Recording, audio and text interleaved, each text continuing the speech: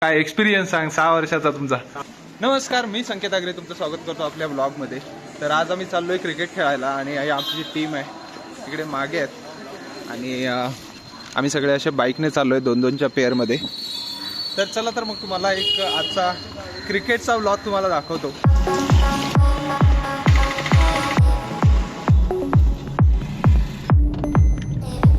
तर आता प्लॅनमध्ये चेंज आहे. बाईकवरून आपण आता कारने चाललोय. दीप्याची बाईक आहे आणि आपली पूर्ण टीम मागे 4 जण, मी 5-6 आणि 2 जण बाईकने येतील. हा, किती जण आहेत आपण? ते पण गाडीतनच येतात. कोण कोण आहे? राकेश आणि कल्पेश आहे, 2 जण. आणि 6 जण आपण 6 जण आणि बाकीचे पुढे गेलो. तर अशी आपली टीम आहे आणि बऱ्याच दिवसांनी मी पण खेळायला चाललोय. लास्ट ब्लॉग तुम्ही बघितलाच असाल. तर चला आता सपोर्ट करूया आपल्या टीमला आणि जिंकू. आणि आता आपली बाकीची टीम पण आलेत. हाय.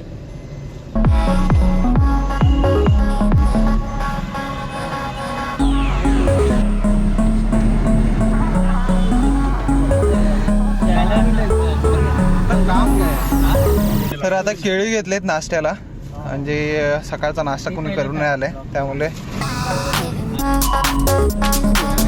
तर हे ग्राउंड आहे शिरडोनचं आणि इकडे पूर्ण गाडी लावायला जागा आहे आणि मस्त व्ह्यू वाटतो एकदम.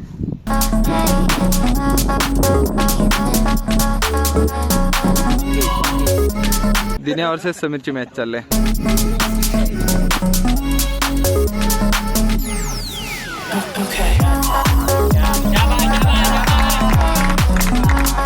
नाही, आता इथं भांडणं झाली, जोरात भांडणं झाले. नो बॉल की डेड बॉल.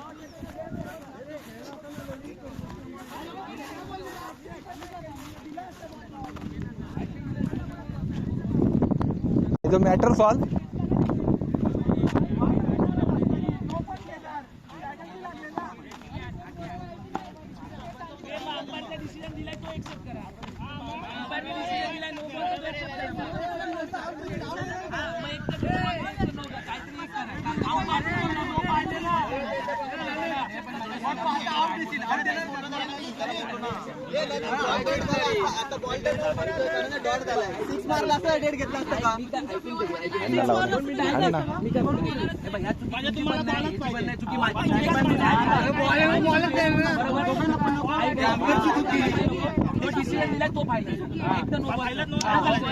तुम्ही पण बरोबर, हे पण बरोबर, माझी चुकी. मी नो बॉल कसा एक्सेप्ट कर? कोण हंपर दिल तो नो बॉल कुठला बाबा? ऐक ना, मी एक्सेप्ट, मी काय बोलतो, माझी चुकी. 2 मिनिट थांब. मगाशी तो प्लेअर थांब बोलला, तेव्हा दिला.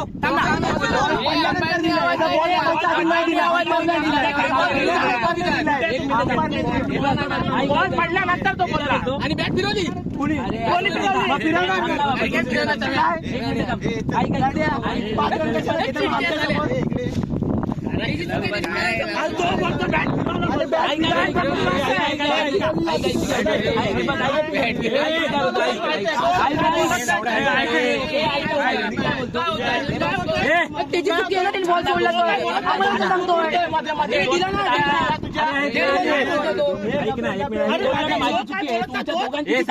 मी बोलणार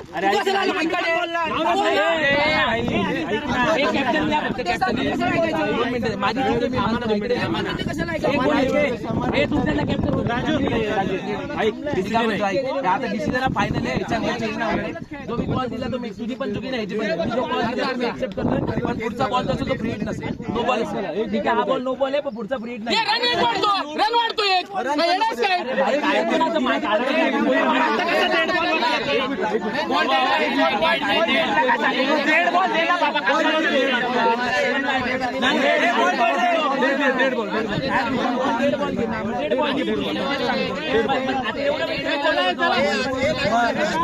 माझी चुकी मी केली ना भाई, सॉरी बोलतोय भाई.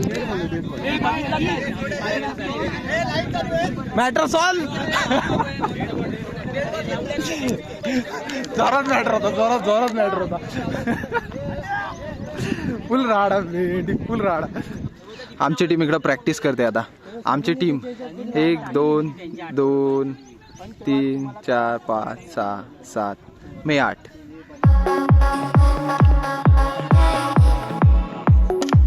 शॉट आहे. 122चं काहीतरी टार्गेट आहे आणि 8 ओव्हर आहेत.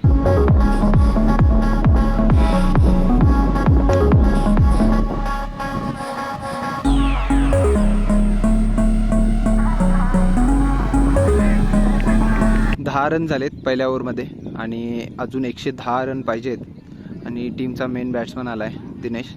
आता बघूया दिनेश किती कर्तव्यदक्ष आपली कामगिरी पाडतो. तर शिरडोनचं ग्राउंड आहे. एवढ्या सुंदर लोकेशनमध्ये सर्वजण खेळायला आलेत.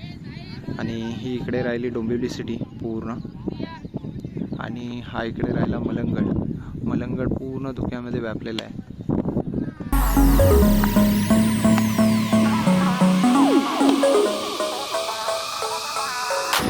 तर आता मी पहिलीच मॅच करतोय, 8 ओव्हरची मॅच होती. तर क्रिकेट खेळून आहे ना डायरेक्ट आलो आणि मी पूर्ण झोपूनच गेलो, कारण खूप जास्त थकलेलं आहे. कारण आम्ही 9 वाजता खेळायला गेलो आणि आमची मॅच 1 वाजता सुरू झाली.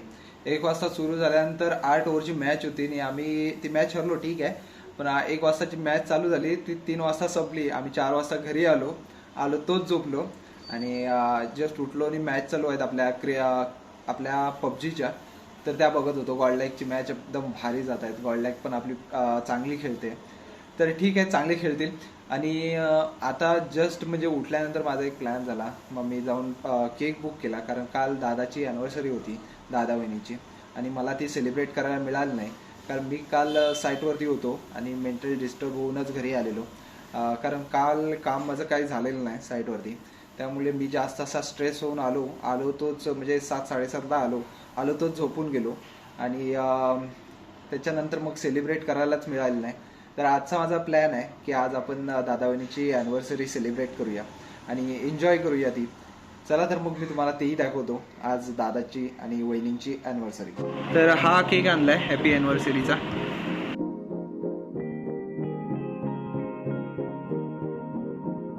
Happy anniversary to you. तर 6 वर्ष कंप्लीट झालेत दादाच्या आणि वहिनींच्या लग्नाला, आणि त्याचं एक प्रोडक्ट आहे मध्ये. मेरा कोई ना होके भी कुछ लागे, तू मेरा कोई ना होके भी कुछ लागे, किया रे जो भी तूने कैसे किया रे, जिया को मेरे बांध ऐसे लिया रे. तर लग्नाला 6 वर्ष पूर्ण झालेत. काय सांगाल? पहिला दादा तू सांग. 6 वर्ष कंप्लीट झाले, कसं वाटतंय?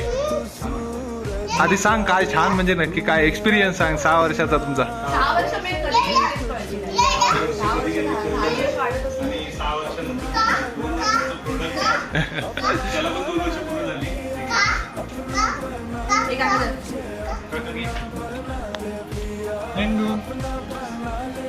तुम्ही सांगा बहिणी, 6 वर्ष कशी गेली, काय म्हणजे किती चढाव उतार आले, काय कसा एक्सपिरियन्स होता, लग्नानंतरचा कसा एक्सपिरियन्स होता तो जरा सांगा मला. एक्सपिरियन्स काय चांगलाच होता, पण मुळात 6 वर्ष कधी झाले मलाच नाही कळालं. म्हणजे लग्नानंतरची लाईफ अशी एन्जॉयबल आहे की असं रिस्ट्रिक्टेड असते? कारण मी बऱ्याच वेळा बघतो ना की बऱ्याच लोकांचं, बऱ्याच पोरींचं असं म्हणणं असतं की लग्नानंतरची लाईफ आहे ना रिस्ट्रिक्टेड असते. असं काय वाटतं काय तुम्हाला की रिस्पॉन्सिबिलिटी येते त्याच्यामुळे असं होतं काय? हा, त्यामुळे वाटतं थोडं, हा, ते सगळं आपल्यावर आहे, आपण कारण आतापर्यंत वहिनींनी बऱ्याच गोष्टी हँडल केल्यात, बऱ्याच चढउतार आले, बऱ्याच गोष्टी झाल्या घरामध्ये. कारण मी देखील याच घरात राहतो, बाईच्या दोघांमध्ये मी तिसरा. तर पहिला 1 BHK होता आणि आता 1 RK होता. त्याच्यामध्ये सगळ्या गोष्टी अडकायच्या आणि आता ठीकठाक आहे आमचं. आणि ह्या सगळ्या गोष्टी वहिनींनी ऍडजस्टमेंट केल्या, दादांनी ऍडजस्टमेंट केली. त्याच्यामुळे ठीक आहे, सगळ्या गोष्टी आपल्या जागी असतात. कारण ऍडजस्टमेंट करणं सगळ्यांना जमत नाही. वहिनींना जमतं, दादाला जमतं. थँक्यू. कारण काल जोरात झालेली आहे. जाम भांडण, कारण मी साईटवरूनच जरा जास्त भांडून आलो होतो, कारण माझी साईटच झाली होती. तर मी तिथेच जरा स्ट्रेसमध्ये होतो. कारण मला आन्सर पण द्यायला लागतात माझ्या त्या क्वेश्चनना. त्यामुळे मी घरी आलो आणि घरी पण चालू झाले, कारण मी दिवस रात्र मेहनत करत होतो इथे साईन लिहायची, स्क्रिप्ट लिहायची. तर ती थोडी झाली. ठीक आहे ओव्हरऑल एक्सपिरियन्स ओके आहे. आणि हा ब्लॉग मी इथेच एंड करतो. आय होप तुम्हाला ही व्हिडिओ आवडली असेल तर लाईक करा, चॅनलला सबस्क्राईब करा. पुन्हा भेटूया नवीन ब्लॉगमध्ये. तोपर्यंत बाय बाय.